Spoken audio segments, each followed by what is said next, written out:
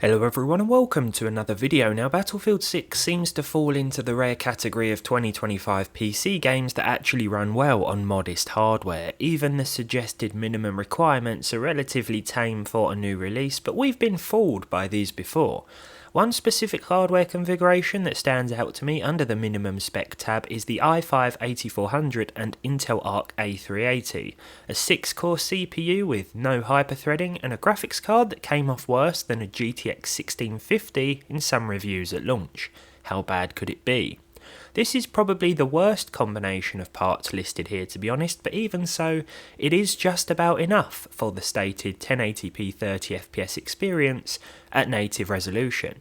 Bear in mind I haven't installed the HD textures and resizable bar or rebar is enabled, a must for ARC cards, really.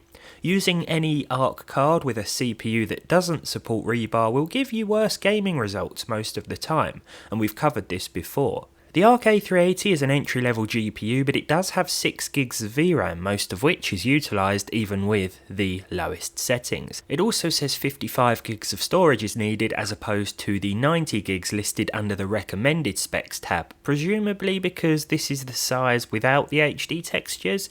They are certainly best left uninstalled for this hardware config.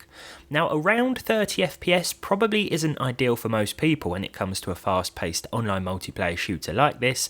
Even I'll admit it feels a little jarring, especially as there will be drops to the high 20s, and I'm someone who used to play first-person shooters back on the Xbox 360 and PS3. Far Cry 3 comes to mind, running at about 25 FPS. That said, I do appreciate the fact that the developers were honest here and didn't try to upsell 60 FPS with ultra performance upscaling from 360p and frame gen. 30 FPS 1080p native is mentioned, and 30 FPS at 1080p native is what we get. Well, a little better on average actually, with all the settings at their respective minimum. I'm also using 16 gigs of 2133MHz dual channel DDR4 as mentioned too. In terms of hardware utilisation, the Arc A380 is still the limiting factor a lot of the time, but there will be instances whereby the i5 is pegged at 100%. It's the lack of hyperthreading really. I do sometimes see pretty high CPU usage with my i5-12400F, and that's a newer chip with 12 threads, so I expected this 8th gen part to struggle.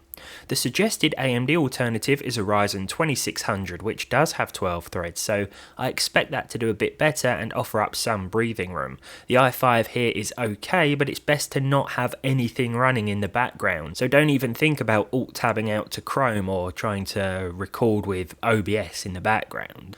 With that said, the Arc A380 GPU does get overwhelmed before the CPU a lot of the time, which tells us that there is a little bit of room to work with, so we might be able to squeeze some more performance out of it if we lower the settings. Well, we can't actually lower the settings, but we can utilise XeSS upscaling. I apologise that it may be hard to tell that the game still looks okay now because I switched to recording my screen externally. My internal capture here was a total stuttery mess, maybe because of the lack of spare processor power. I enabled XeSS performance mode here, which meant that we suddenly saw a boost in performance up to over 50 FPS. I didn't want to destroy the game or my eyes with ultra performance mode or resolution scaling this time, especially in pursuit of what would be a very inconsistent and barely achievable 60 frames per second. This didn't look completely awful, and although it was only 20 frames per second smoother than with native resolution, it felt 100 times better. I did say earlier that the Ryzen 2600 would be better because of the extra threads, but I can't remember if that supports resizable bar for the A380. Maybe it's motherboard dependent. If it doesn't, then you might even end up with worse performance despite using a more capable processor. But let's forget about the A380. It's not a terrible card, but there are other options out there, and that brings us on to this. This is the Radeon RX 5600 XT, which is also mentioned as part of the Battlefield 6 minimum requirements. We've seen how the weakest combo handles the game, but what if we replace the A380 with one of these, which is more powerful on paper and can be found for the same price on the used market, sometimes even less than Intel's offering.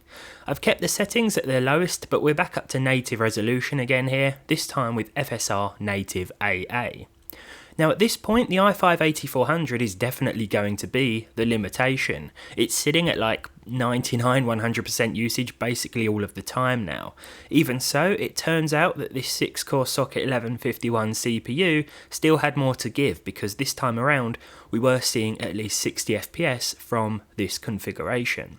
Double that of the stated minimum spec frame rate. The HD or high-res textures are still not installed because we could use all the help we can get here, plus I don't think they're worth the extra disk space or what I'm assuming will be higher VRAM usage. We don't really have any to spare.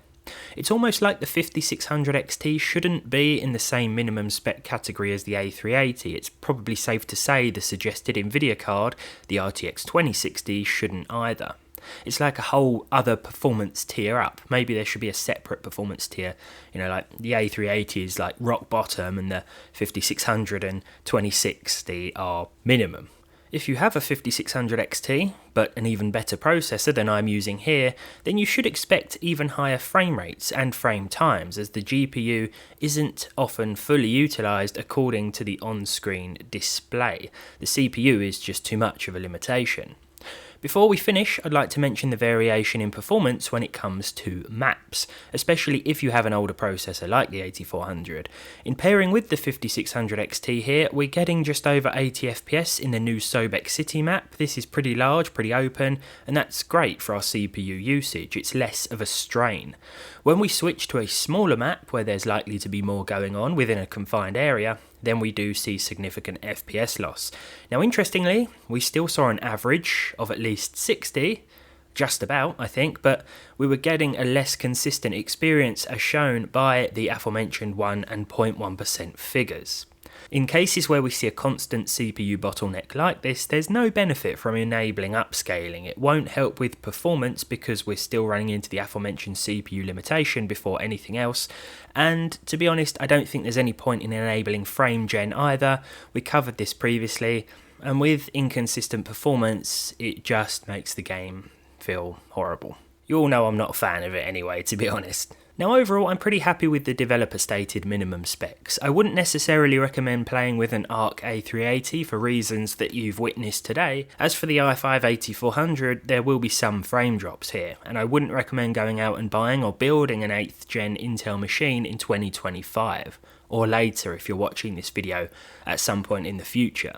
A CPU limitation will just simply be all too common across, well, not just this game, but other titles as well. Now the Ryzen 5 2600 will probably be better, with far more potential for a decent upgrade path considering it's AM4, but you'd probably want a 3600 minimum these days if you're on a tight budget, and maybe a 5600 if you've got slightly more to spend. It's easier for me to recommend older AMD chips than it is Intel these days for the AM4 upgrade potential alone.